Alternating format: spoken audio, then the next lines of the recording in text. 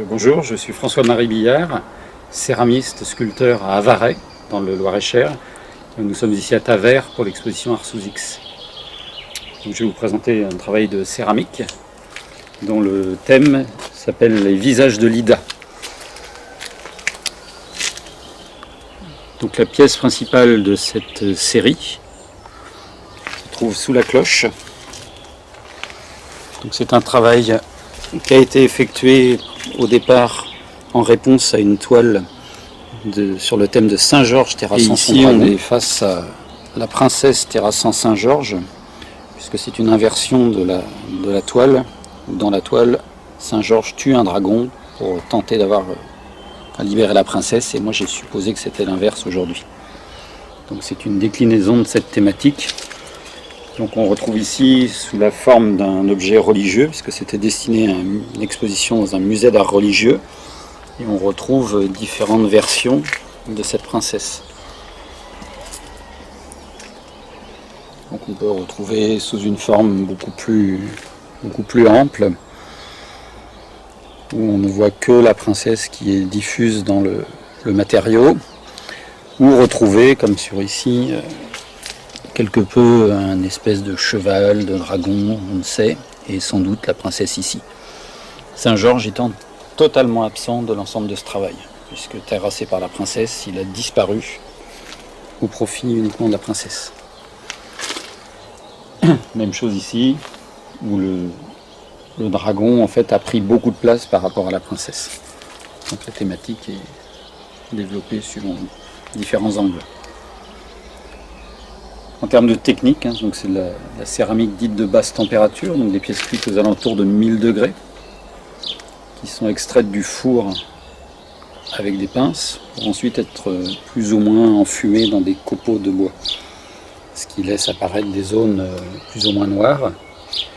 Et la particularité de ces pièces, c'est d'avoir un travail qu'on voit apparaître ici, donc un travail d'émail et de matériaux posés sur l'émail, qui donne des aspects assez rugueux, et ici des aspects plus lisses. Et donc des zones brillantes et des zones beaucoup plus mates.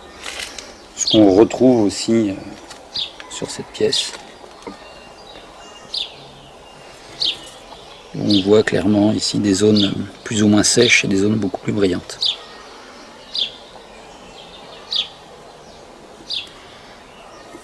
Donc la pièce est proposée ici avec une boîte. Donc on retrouve ici la boîte qui permet de transporter la pièce. Alors, du mal. Voilà. Donc là c'est un autre type de travail, c'est une installation qui s'appelle Ex Voto, installation qui propose une réponse au travail de Gozo Yoshimasu, un célèbre poète japonais, qui a écrit un texte qui s'appelle Ex Voto, Thousand Steps and More. Donc ici dans cette installation, l'idée c'est de présenter un ensemble de trois groupes de personnages. Donc ces personnages-là qui sont des porteurs, qui ont toujours une charge sur le dos. Des personnages comme celui-ci, donc qui sont des vigies, donc des personnages assez grands, très filiformes, qui surveillent un peu l'environnement autour d'eux. Donc on retrouve un peu une espèce comme un peu un phare sur le bord de mer. Et puis une troisième série de personnages, comme celui-ci, qui sont des méditants, donc des personnages plus ramassés sur eux-mêmes, en train de méditer, très calmes. L'ensemble de ces trois groupes de personnages sont disposés ensemble, et le visiteur lui est invité à laisser sur une coquille en porcelaine un message, quel qu'il soit, qu'il va pouvoir déposer au pied d'une pièce de son choix ou au milieu, peu importe. L'idée étant que chaque visiteur laisse une trace de son passage dans ce travail. Donc on voit ici tout un tas de messages qui se sont empilés au fil du temps et au fil des présentations, sachant que les coquilles sont représentées systématiquement. Donc on peut se découvrir tout ça. En contrepartie, donc le visiteur va se voir la possibilité d'avoir une carte. Donc on retrouve Ex Voto le logo.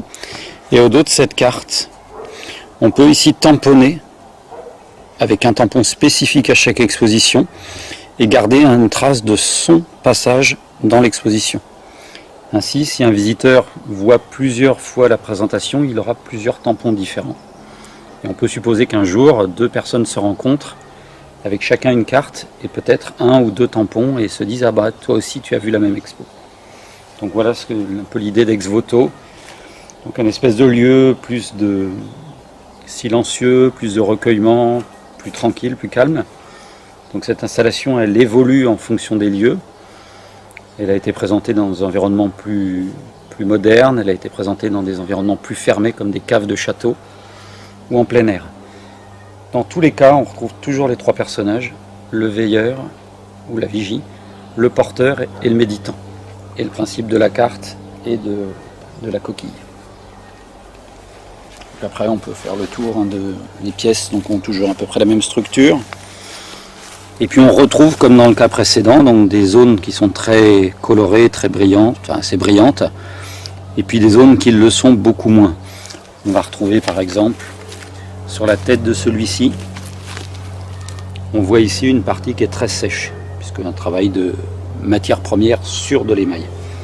Habituellement en céramique, l'émail sert à avoir un effet brillant, une couverture relativement homogène. Là, c'est pas du tout le cas dans ce travail, puisque l'objectif c'est d'avoir une pièce dont se dégage une unité au travers de zones mates, de zones brillantes, de zones plus ou moins colorées.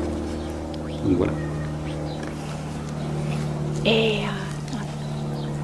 après, on peut circuler. Particularité aussi, donc on voit apparaître très peu de couleurs dans ce travail, puisque tout le travail de coloris ne se fait pas au travers de matières colorantes industrielles. Il y a uniquement l'usage d'oxyde métallique. Donc du coup, ça restreint énormément le choix de couleurs, un peu de jaune, un peu de bleu, des rouges. Et toutes les matières sèches sont des matières qui sont récoltées dans la nature, que je concasse et que je viens apporter en plus sur ou dans l'émail. Toujours à la recherche de cette espèce d'équilibre entre des zones sèches, des zones brillantes, des couleurs qui se fondent les unes les autres, de manière à obtenir une unité sur toute la pièce. Et non pas il n'y a pas de coloration de zones colorées. Voilà. Donc là, c'est un autre type de travail, une série qui s'appelle Clé, C-L-E-F. Donc Clé, c'est inspiré de 3 éléments importants. Les serrures africaines qu'on retrouve sur les greniers à sel, dont souvent les occidentaux n'ont acheté que la partie fixe. La clé dans la calligraphie japonaise qui permet d'identifier le caractère. Et puis quelque part aussi un peu le livre, qui est une clé la clé du savoir. Ce travail a été donc produit il y a quelques années. À chaque fois, on retrouve une partie plus ou moins rectangulaire qui est la partie fixe de la clé, et simultanément une partie qui est mobile. Cette partie mobile, elle est soit vraiment représentative d'une clé, soit dans certains cas, elle est beaucoup plus symbolique, comme dans ce cas-là où on a juste un élément qui rappelle la clé, la partie mobile, ou dans ce cas-là, où on voit sur le côté ici, donc on a gardé l'orifice de passage de la clé et il est obstrué et on ne sait plus trop du coup si on a affaire à une vraie clé, à une serrure ou à un objet qui rappelle simplement l'origine de cette histoire. Toujours comme tout à l'heure, ce jeu d'émail entre une partie brillante, une partie qui est colorée et puis une partie qui est plutôt sèche, plutôt mate en bas. Toujours cette alternance de coloris. Donc on retrouve aussi sur cette pièce, on voit ici un travail de couleur, enfin de matière première sur de l'émail. Et puis toute cette partie qui est beaucoup plus classique en termes d'émail.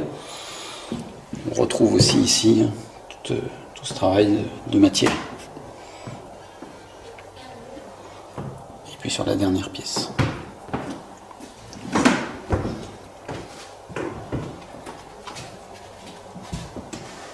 Donc ce travail, il était accompagné d'un catalogue, donc, qui est présenté dans une boîte. Rapidement, donc le catalogue reprend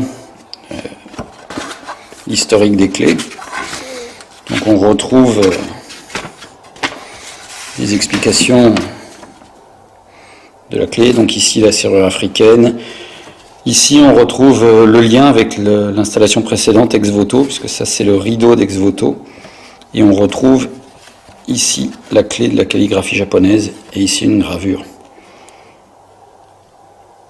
Pour chacune des clés ont été proposées dans ce catalogue une photo de la pièce accompagnée d'une calligraphie sur un papier japonais qui est enduit de résine. Donc on retrouve à nouveau la photo, la calligraphie qui sont les éléments donc, qui marquent aussi ce travail. Un travail qui est très marqué par le Japon, par tout ce travail de calligraphie, de noir et blanc, de matité, de brillance et, je l'espère, de simplicité. On retrouve pour 3 jours. Donc ça a commencé hier, aujourd'hui et puis demain. Donc de 14h à 18h. Et puis sinon, vous pouvez retrouver ce travail sur rendez-vous dans mon atelier à Varay. Donc dans le 41, vous pouvez trouver sur la carte de visite. Avez-vous des autres projets? Alors aujourd'hui, non. Je suis en train de réfléchir sur d'autres pistes de travail. Nouvelle installation sans doute sur la notion de traces, de restes. Et puis sur les accumulations, l'accumulation dans le temps, l'accumulation comme des sédiments.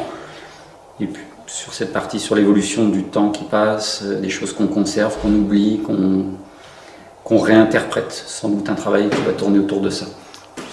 Et toujours avec une espèce de connexion entre la zone où je vis, qui est l'Occident, et l'Orient, qui est une zone qui marque aussi fortement mon travail. Merci. Merci à vous.